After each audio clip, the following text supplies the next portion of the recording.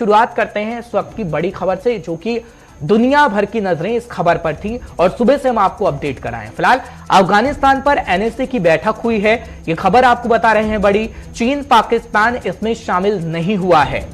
सबसे पहले ऐसी खबर का जिक्र हम कर रहे हैं क्योंकि तालिबान के कब्जे के लगभग 3 महीने बाद यह बैठक हुई है और अजीत डोभाल ने इस बैठक की अध्यक्षता की है। बड़ी खबर, बड़ी जानकारी आपको दे रहे हैं। तस्वीरें आपके सामने आ गई हैं कि एनएसए की बैठक हुई है। तकरीबन 8 देशों के एनएसए इसमें शामिल थे, रूस, ईरान और तुर्कमेनिस्तान। कई ऐसे देश हैं जिनकी सीमाएं अफगानिस्तान से लगती हैं और वो चिंतित भी हैं इस वक्त। लेकिन इस मीटिंग में पाकिस्तान नहीं पहुंचा, इस मीटिंग में चीन नहीं पहुंचा। खासतौर पर एक कयास लगाए जा रहे थे कि पाकिस्तान पहुंचेगा, लेकिन इसका ऐलान 4 दिन पहले ही पाकिस्तान की तरफ से कर दिया गया था, पाकिस्तान के एनएसए की तरफ से कर दिया गया था। लेकिन एनएसए की मुलाकात प्रधानमंत्री नरेंद्र मोदी से भी हो चुकी है और जब प्रधानमंत्री नरेंद्र मोदी से मुलाकात हुई, वो तस्वीरें भी हम आपको दिखा रहे हैं। अजीत डोभाल साहब भी इस एनएसए की मीटिंग में बोले हैं, लेकिन सबसे बड़ा मुद्दा इसमें आतंकवाद रहा, खासतौर पर क्योंकि आतंकवाद से अछूता अफगानिस्तान भी नहीं रहा है जब तालिबान की सरकार बनी है खासतौर पर। लेकिन और क्या अहम इसमें मुद्दे रहे हैं, थोड़ी देर में रक्षा विशेषज्ञ हमारे साथ जुड़ेंगे, विदेश मामलों के जानकार हमारे साथ जुड़ेंगे, उनसे जानने की कोशिश करेंगे कि खास तौर पर इस मीटिंग में और क्या कुछ रहा है और आगे आने वाले समय में इस मीटिंग को लेकर क्या इफेक्ट दुनिया के कई देशों में पड़ सकता है कि एनएसए की मीटिंग हो रही है।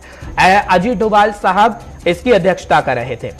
AK चतुर्वेदी साहब रक्षा विशेषज्ञ हमारे साथ जुड़ रहे हैं। सर बहुत बहुत शुक्रिया हमारे साथ जुड़ने के लिए 5 के पंच में। साथ ही साथ संजीव श्रीवास्तव साहब हमारे साथ जुड़ रहे हैं, विदेश मामलों के जानकार हैं। सर आपका भी बहुत बहुत शुक्रिया 5 के पंच में हमारे साथ जुड़ने के लिए। चतुर्वेदी साहब मैं आपके पास आ रहा हूं क्योंकि इस पे डिस्कस हम करते रहे हैं।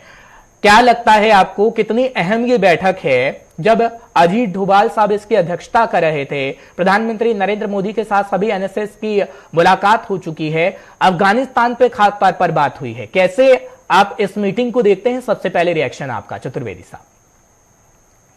ये जो मीटिंग हुई है ये बहुत ही इंपॉर्टेंट मीटिंग है जी। एंड किस लिए इंपॉर्टेंट है ये जानने की जरूरत है, क्योंकि ये जो स्टेक होल्डर्स हैं इस पूरे इलाके में, उसमें पाकिस्तान, चाइना, हिंदुस्तान और सेंट्रल एशियन रिपब्लिक्स और ईरान, ये इतने देश हैं। लेकिन जो इसमें सबसे ज्यादा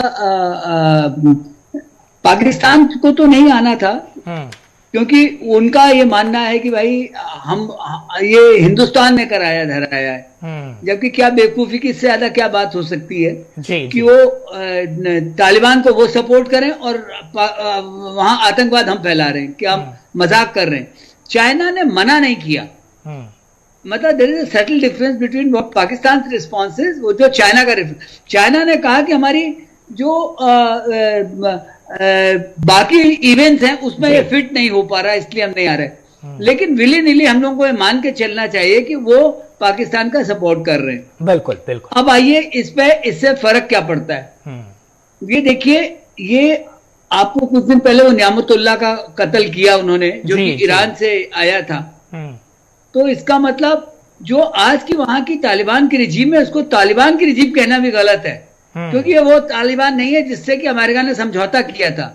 वो दोहा फैक्शन इसमें एक तरह से साइडलाइन हो रखा है, इसमें पूरा का पूरा हक्कानी पे जोर है। तो हक्कानी जो है ये पाकिस्तान की प्रॉक्सी है, और पाकिस्तान जो है इस वक्त इनको ये इसलिए चाहता है क्योंकि वो टीटीपी से भी त्रस्त है, तबलीगे लबाए से भी त्रस्त है। तो इसलिए उसको बहुत मुश्किलों में, मतलब ये कहीं सुनने में नहीं आया था दुनिया में कि कोई टेररिस्ट ऑर्गेनाइजेशन से आप समझौता कर रहे हो, लेकिन पाकिस्तान की आज ये मुश्किल है कि वो उनसे समझौता कर रहे हैं। तो ये जो अफगानिस्तान की जो इस वक्त की रजीम है, ये एक तरह से पाकिस्तान के पिट्ठुओं की प्रॉक्सी है। तो हम लोगों को, बाकी लोगों को मिलके इसके बारे में सोचना चाहिए। इसलिए ताजिकिस्तान बहुत ज्यादा अफेक्टेड है, और आपको याद होगा जो नेशनल रेजिस्टेंस फोर्स है वो कोलेस हो रहे हैं, मिलने की कोशिश कर रहे हैं, ईरान के साथ हो रहा है, और उज्बेकिस्तान, ये असली हम लोग इन पे ये, और इंडिया, ये 4 अफेक्टेड बहुत ज्यादा है। ठीक है चतुर्वेदी साहब, लेकिन तो मेरा सवाल ये रहेगा, संजीव जी मैं आ रहा हूं 1 मिनट आपके पास। चतुर्वेदी साहब, ईरान का जब हम जिक्र करते हैं तो ईरान इस मसले को ज्यादा उठा रहा है कि शिया मुस्लिम पर अत्याचार पाकिस्तान के अंदर हो रहा है, और हमने खासतौर पर देखा कि भारत की तरफ से भी ये बात उठाई गई है कि इस्लामिक आतंकवाद सबसे बड़ा खतरा है। तो ईरान को जो हम खासतौर पर देख रहे थे कि हाँ, तालिबान तो कह रहा था कि हम ईरान की तर्ज पर सरकार ही बना लेंगे, लेकिन शिया तो सबसे बड़ा इफेक्ट है ना उसमें, क्योंकि हजारा को हम देख रहे थे खासतौर पर शिया मुस्लिम का इस वक्त काफी इफेक्ट है, जिनको मारा जा रहा है। तो क्या आप देखते हैं जो देशों की बैठक हो रही है एनएसए की, कि आगे आने वाले समय में पाकिस्तान को इफेक्ट पड़ेगा इससे, जब ईरान है? बिल्कुल बिल्कुल इफेक्ट पड़ेगा, बिकॉज ये प्रेशर ग्रुप है, ये प्रेशर ग्रुप है जिसका असर जरूर पड़ेगा, क्योंकि पाकिस्तान एफएटीएफ के अंडर में है। उनको मालूम है कि उनकी हालत इस वक्त बहुत ही नाजुक है, और चाइना भी बहुत खुल के इनकी मदद नहीं करेगा, क्योंकि आज भी वो उग्यूर के जो बंदे हैं वो कहां गए किसी को पता नहीं है। तो इसलिए चाइना को भी एक खतरा है, लेकिन उसके अपने इंटरेस्ट है पाकिस्तान में, इसलिए वो ओपनली नहीं बोल पा रहा है। लेकिन आज की तारीख में आप देखिए कि अगस्त 15 से लेके आज हो गई कितनी, 9 नवंबर हो गई, अभी तक किसी देश ने इस रिजीम को रिकॉग्नाइज नहीं किया है। क्यों नहीं किया है? क्योंकि सब मानते हैं कि टेररिस्ट रिजीम है, और इन्होंने हरकत शुरू कर दी है शिया के अगेंस्ट। जो बाकी ताजिक हैं, जो एथनिक माइनॉरिटीज हैं और रिलीजियस माइनॉरिटीज हैं, उनके अगेंस्ट इनका अत्याचार चल रहा है। तो ये हक्कानी की सरकार है, और इसमें और दूसरा इसमें जो आखुनजादा भी अब निकल के आ गया, तो इसका मतलब अलकायदा का भी जोर होने लगा। बिल्कुल। आईएसकेपी का भी हो रहा है, क्योंकि आप देखिए कि वो जो एयरफोर्स भी बना रहे हैं वो इसी वजह से बना रहे हैं। तो ये सब जो है, ये बहुत ही, अफगानिस्तान बहुत ही जिसको कहते हैं कि बहुत अनस्टेबल स्टेट में है, इसलिए बाकी देशों को मिलकर उस पर जोर डालना पड़ेगा, क्योंकि इनके अपने इंटरेस्ट हैं। अफगानिस्तान, पाकिस्तान के इंटरेस्ट सेंट्रल एशिया में, उनकी एनर्जी वहां से आ रही है, पानी उनका वहां से आ रहा है, तो उनके अपनी एनर्जी के जो इंटरेस्ट हैं, तो इतनी आसानी से वो इनको इग्नोर नहीं कर सकते। ठीक है चतुर्वेदी साहब, मैं आपके पास आ रहा हूं। संजीव श्रीवास्तव साहब, जिस तरीके से चतुर्वेदी साहब ने यह जिक्र किया है आईएसकेपी का, और रूस का खासतौर पर हम जिक्र करें तो रूस इसका नाम ज्यादा ले रहा है कि भैया आईएसकेपी एक सबसे बड़ा खतरा है, और रूस के तो वो व्यक्ति इस वक्त शामिल हुए हैं जो पुतिन के बेहद करीब माने जाते हैं, और रूस का भी बड़ा हम देख रहे हैं काफी इफेक्ट रहा जब तालिबान की सरकार बनी, खासतौर पर अफगानिस्तान के अंदर। कैसे आप देखते हैं रूस को भी? हर्ष जी, आईएसकेपी, इस्लामिक स्टेट खुरासान जिसे हम कहते हैं, ये निसंदेह रूस के लिए भी एक खतरा बन सकता है, क्योंकि ये जो मेन आईएस है, जो जिसको कि इराक और सीरिया में रक्का और मोसुल में जिसका कि गढ़ था, वहां से रूस के लिए भी उसने कई हमले अंजाम दिए, और सीरिया में जो रूस ने लड़ाई लड़ी उसमें वो आईएस के विरुद्ध भी उसने लड़ाई लड़ी। और अब अफगानिस्तान में जो अस्थिरता आई है, काबुल की सत्ता पर तालिबान के टेक ओवर करने के बाद और यूएस एंड नेटो फोर्सेस की एब्रप्ट विड्रॉल के बाद, उसकी वजह से जो आईएस खुरासान है, इस्लामिक स्टेट खुरासान, वो अपने आप को रीग्रुप करने में सफल हो रहा है। और उस आईएस खुरासान में जो सीरिया, लीबिया, इराक से भी आईएस के जो आतंकी हैं वो अफगानिस्तान पहुंच रहे हैं, और वहां अफगानिस्तान को वो जमीन बेस बना करके वो सेंट्रल एशियन रिपब्लिक्स की तरफ बढ़ सकते हैं, और वो रशिया के लिए भी खतरा पैदा कर सकते हैं। तो निसंदेह रशिया इस बात को लेकर के चिंतित है, और यही कारण है कि रशिया पूरी अपनी जो सेंट्रल एशियन रिपब्लिक्स की जो रक्षा को लेकर के सीएसटीओ के तहत भी जो उसकी प्रतिबद्धताएं हैं उसको लेकर के वो संकल्पबद्ध है, और अपनी सुरक्षा को लेकर के भी जो आतंकवाद का खतरा है उसको लेकर के बहुत ज्यादा प्रोएक्टिव है। और ये जो एनएसए की मीटिंग हर्ष जी हो रही है, इसका जो सबसे बड़ा जो मुद्दा है वो आतंकवाद का ही मुद्दा है, काउंटर टेररिज्म। यदि अफगानिस्तान की जमीन का इस्तेमाल आतंकवादी तत्व करने में फिर से यदि सफल हो जाते हैं, तो उसे अंतर्राष्ट्रीय समुदाय कैसे रिस्पॉन्ड करेगा? यदि भारत के ऊपर किसी तरह का खतरा आता है, तो आप ये मान लीजिए कि भारत रिस्पॉन्ड करेगा। अब ये कैसे रिस्पॉन्ड करेगा, इसके ऊपर विचार करने की आवश्यकता है। उसके लिए जो हमारी पहले की जो प्लानिंग है वो लगातार की जा रही है। जो एनएसए की बैठक है ये भी महत्वपूर्ण है। आप जानते हैं कि हमारे जो एनएसए हैं वो अमेरिका के भी एनएसए, वहां के जो खुफिया एजेंसी के चीफ से भी मिले थे, रशिया के भी एनएसए से उनकी पहले भी मुलाकात हो चुकी है, और ब्रिटेन के भी जो खुफिया एजेंसी के चीफ से मिले थे। तो ये भारत की जो काउंटर टेररिज्म को लेकर की जो तैयारियां हैं वो पुख्ता होनी चाहिए, वो सशक्त होनी चाहिए। कहीं ना कहीं क्षेत्रीय सुरक्षा एक अहम मुद्दा संजीव जी रहा है। मैं लौट रहा हूं आपके पास। चतुर्वेदी साहब, क्षेत्रीय सुरक्षा का जब हम जिक्र करते हैं तो हमने देखा पाकिस्तान ने तो पाला पोसा ना तालिबान को। अब बाजवा साहब को यह डर सता रहा है कि जो अफगानिस्तान के लोग हैं वो पाकिस्तान के अंदर ना आ जाएं, और उनका बयान भी पिछले दिनों आया था, और कमर चीमा का बयान तो हमने कल ही सुनाया। वो कह रहे हैं कि पाकिस्तान की पॉलिसी तो पूरी तरीके से फेल हो गई है। लेकिन अब क्या खासतौर पर आप देखते हैं कि जो पलड़ा उठाने की कोशिश पाकिस्तान कर रहा था कि दुनिया भर में हमारा पलड़ा कहीं ना कहीं उठेगा, विदेश मंत्री साहब हर एक देश में घूम रहे थे तालिबान के विदेश मंत्री बन के, कुरैशी साहब, तो क्या अब उन्हें इसका खामियाजा भुगतना पड़ेगा? क्योंकि डर तो सता रहा है। बिल्कुल, इसमें कोई शक ही नहीं। देखिए, पाकिस्तान जो है उसने ये तालिबान को क्रिएट किया, फिर उनका एक टीटीपी क्रिएट हो गया, तहरीके तालिबान पाकिस्तान। तहरीके तालिबान पाकिस्तान ने ये अपना मंशा बना रखी है कि हम इमरान खान को उखाड़ फेंकेंगे, तो उनसे उन्होंने समझौता करना पड़ा, क्योंकि अगस्त के महीने में सबसे ज्यादा वहां पे टेररिस्ट अटैक हुए। अच्छा, चाइना को भी खतरा है, क्योंकि आईएसकेपी ने उनके जो जिनको टीटीपी और आईएसकेपी ने ही उनके लोगों को भी मारना शुरू किया। तो ये जो है पाकिस्तान एक जो जिसको कहते हैं, इसकी वजह से वो एफएटीएफ से नहीं निकला, क्योंकि इराक वो टर्की इनको सपोर्ट कर रहा था, अभी वो लपेटे में वो भी आ गए। तो चाइना अगर नहीं मानेगा तो अगली बार चाइना का नंबर है, क्योंकि ये जो है ये टेररिज्म को सपोर्ट नहीं चलेगा। और हमें बहुत चौकन्ना, जैसे संजीव जी ने बड़ी अच्छी बात बोली है कि हमें बहुत चौकन्ना रहने की जरूरत है, क्योंकि ये मॉरल सपोर्ट तो मिल ही रहा है हमारे यहाँ के आतंकवादियों को, हथियार आ ही रहे हैं। तो चाहे अगर उनके लड़ाके ना आए, लेकिन उनके हथियार और उनका मॉरल सपोर्ट से कश्मीर में मुश्किल पैदा हो सकती है। और हमारे यहाँ जो कि आपको मालूम है कि इंटरनल सिचुएशन जो चल रही है, उसमें आप कह नहीं सकते हैं। तो ये हम लोगों को बहुत चौकन्ना रहने की जरूरत है। और ये पाकिस्तान का जो नुकसान होने वाला है वो जग जाहिर है, क्योंकि अब पाकिस्तान की कोई बात की वैल्यू नहीं रह गई। जो देश टेररिस्ट को नहीं दबा पा रहा, उनसे समझौता कर रहा है और कह रहा है कि जी हमारी बड़ी जीत हो गई। क्या बकवास कर रहे हो यार, टीटीपी तो है, वो तो टेररिस्ट ऑर्गेनाइजेशन है, तहरीके लबाइस टेररिस्ट ऑर्गेनाइजेशन है, उससे आप समझौता कर रहे हो। क्या बात कर रहे हो? आपकी फौज किस लिए दाल पीने के लिए बैठी हुई है? नहीं, वो मुझे समझ में नहीं आ रहा साहब, वो दिख रहा है ना, क्योंकि खासतौर पर जब हम जिक्र करते हैं पाकिस्तान का, अफगानिस्तान का, तो भुखमरी की कगार पर है। अब भारत क्या है, भारत अन्न देता रहा है दूसरे देशों को, पॉलिसी हमने भारत की देखी है। अब इस मीटिंग में ये भी मुद्दा उठाया, संजीव जी मैं आपके पास आ रहा हूं कि किस तरीके से अफगानिस्तान के लोगों की मदद की जाए खासतौर पर, क्योंकि अफगानिस्तान के लोग इस वक्त खाना चाहते हैं, भुखमरी के शिकार हो रहे हैं। और ये पॉलिसी अगर भारत की तरफ से दी जाएगी तो खासतौर पर हम देखेंगे कि दुनिया में भारत की छवि बेहद अच्छी जाएगी, क्योंकि गोलियों से तो पेट भरता नहीं है। और तालिबान की जो सरकार बनी है वो भी चाहती है कि जी पैसा आए, खाना आए और उन लोगों को खाना मिले तो हम भी उबर सकें, जिसमें भारत सक्षम है। और हम देखते हैं भारत मदद भी करता है। क्या आगे आने वाले समय में ऐसी पॉलिसी आप देखेंगे भारत की रहेगी? जी देखिए, भारत अफगानिस्तान के लोगों की जो मदद के लिए पूरी तरीके से संकल्पबद्ध है। और ह्यूमैनिटेरियन क्राइसिस की जो सिचुएशन अफगानिस्तान में पैदा हो सकती है, उसको लेकर के उसे कैसे रोका जाए, उसको लेकर के भारत जो अपना बेस्ट कर सकता है वो करेगा। ये अभी आप देखिए तो रशिया में जो मॉस्को फॉर्मेट डायलॉग की जो बैठक हुई थी अफगानिस्तान के संदर्भ में, उसमें भी ह्यूमैनिटेरियन क्राइसिस को कैसे डील किया जाए इसके ऊपर विचार हुआ था।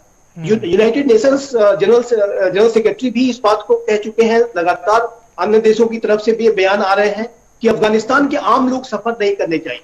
तालिबान ने काबुल की सत्ता का फोर्सफुल टेक ओवर किया है, लेकिन उसका खामियाजा आम लोगों को अगर भुगतना पड़ रहा है तो ये बेहद चिंता की बात है। इसी वजह से आज समय की आवश्यकता है कि अफगानिस्तान के जो आम लोग हैं उनको किस तरीके का डायरेक्ट ह्यूमैनिटेरियन असिस्टेंस प्रोवाइड कराया जाए, इसके ऊपर क्या रास्ते हो सकते हैं, इसके ऊपर विचार मंथन निसंदेह किया जा रहा है। भारत भी अफगानिस्तान के लोगों की मदद के लिए पूरी तरह से संकल्पबद्ध है। अफगानिस्तान के लोगों में हर्ष जी भारत के प्रति बहुत ही सद्भावना का एक माहौल रहता है। भारत को मित्र राष्ट्र के रूप में अफगानिस्तान में मैं आम लोगों की बात कर रहा हूँ, और वहां पे जो अफगानिस्तान और भारत के जो आम लोगों के पीपल टू पीपल रिलेशनशिप है वो बहुत ही अच्छे हैं, बहुत ही सकारात्मक है। तो उसको ध्यान में रखते हुए निसंदेह भारत मदद करेगा। भारत के प्रधानमंत्री नरेंद्र मोदी ने भी इस बात को कहा था, G20 समिट में भी कहा, उसके पहले भी कहा था कि भारत अफगानिस्तान के आम लोगों की निसंदेह मदद करेगा। और इसके लिए जो भी संभावनाएं, जो भी तरीके हो सकते हैं, उसके ऊपर विचार मंथन किया जा रहा है। अन्य जो विश्व के जिम्मेदार लोकतांत्रिक राष्ट्र हैं वो भी इस बात को लेकर के संकल्पबद्ध है। और अफगानिस्तान की जो जो ह्यूमैनिटेरियन क्राइसिस इसलिए अर्थ पैदा हो रही है कि अफगानिस्तान की जो पूरी इकोनॉमी थी वो ज्यादातर फॉरेन एड पे आधारित थी, और वो एड तालिबान के फोर्सफुल टेक ओवर से वो बंद हो गया है। लेकिन अब उसको किस तरीके से वहां के लोगों को मदद पहुंचाई जाए, इसके ऊपर निसंदेह विचार किया जा रहा है, और वहां के लोगों को जाहिर है कि अंतर्राष्ट्रीय समुदाय अकेला नहीं छोड़ेगा, उनकी मदद करेगा। बिल्कुल चतुर्वेदी साहब, मैं 2 लाइन का यहाँ पे जिक्र करता हूं क्योंकि 2 लाइन के जवाब लेने आपसे जरूरी है, आप बहुत सीनियर हैं। एक तो कहा गया कि पाकिस्तान की तरफ से और कि भारत अफगानिस्तान के लिए खतरा है, इस लाइन को आप किस तरीके से देखते हैं? दूसरा, जब हम चीन को देखते हैं तो चीन के विदेश मंत्री साहब की बार बार मुलाकात, तालिबान से तोहफे लेकर आना, आप ये बात तो कह चुके हैं, हाँ ठीक है कि सीधा सीधा सपोर्ट चीन कर रहा है पाकिस्तान को, लेकिन क्या चीन के लिए भी मुश्किल खड़ी हो सकती है?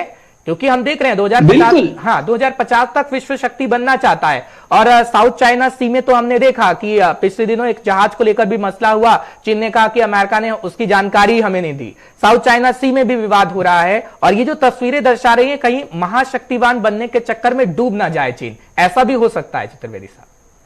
वो आपने हिंदी में आपने कहावत सुनी है, चौबे जी बनने चले छब्बे और रह गए दुबे।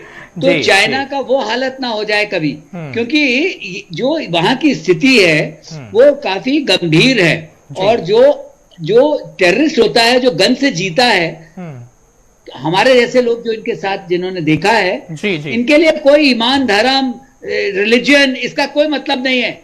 ये इनके हाथ में बंदूक है और ये राजा हैं। तो ये चाइना जो सोच रहा है कि उनकी मदद करेंगे अफगानिस्तान, नहीं, वो उनको खरीदने की कोशिश कर रहे हैं। बिल्कुल, और जो खरीद नहीं सके तो उनका उग्यूर मुस्लिम्स में प्रॉब्लम होने वाली है, और ये उनको बहुत बड़ा नुकसान होगा, नंबर 1। नंबर 2, मैं कह रहा हूं कि इस पूरे मसले में, क्योंकि आपने बोला ह्यूमैनिटेरियन एड, इंडिया जो ह्यूमैनिटेरियन एड देता है, पाकिस्तान आपको नहीं जाने दे रहा है वहां पे। देखा आपने, वो फ्लाइट भी उसने बंद कर दी। और मुझे नहीं लगता है, दिस इज वेयर ईरान की इंपॉर्टेंस आती है। जो हमारा चाबहार जाहिदान वाली रास्ता है, वो चाबहार जाहिदान जरांश, वो जो है वो उसका हमें बहुत इंपॉर्टेंट है। और ये हिंदुस्तान को अमेरिका के साथ मिलके ये कोशिश करनी पड़ेगी कि ये ईरान के ऊपर जो P+5 का जो एक बैन लगा हुआ है, उसमें थोड़ी ढील दे, जिससे कि ये रास्ता इस्तेमाल करके मदद की जा सके। चाइना का जो आपने सवाल पूछा, पाकिस्तान का तो नुकसान होना शुरू हो गया है, लेकिन चाइना का भी हो सकता है। ठीक है चतुर्वेदी साहब, एक आखिरी सवाल, जिस तरीके से आप कह रहे हैं कि चाइना का नुकसान हो सकता है, लेकिन ईरान को लेकर एक सवाल पूछूंगा, फिर फाइंड अप कर रहा हूं।